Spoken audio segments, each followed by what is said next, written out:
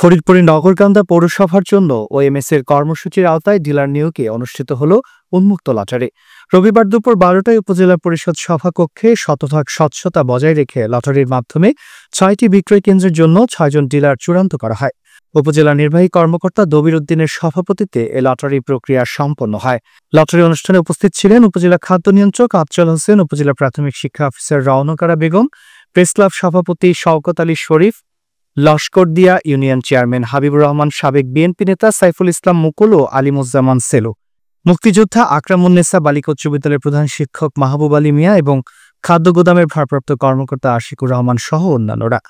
ইউনা দবির উদ্দিন বলেন, যোগ্য প্রার্থীদের মধ্য থেকে লটারির মাধ্যমে স্বচ্ছতার ভিত্তিতে ডিলার নির্বাচন করা হয়েছে। আমরা বিশ্বাস করি নির্বাচিত ডিলাররা সততা ও নিষ্ঠার সাথে কাজ করবেন। সরকারের এই গুরুত্বপূর্ণ কর্মসূচি বাস্তবায়নে তারা ভূমিকা পালন করবেন।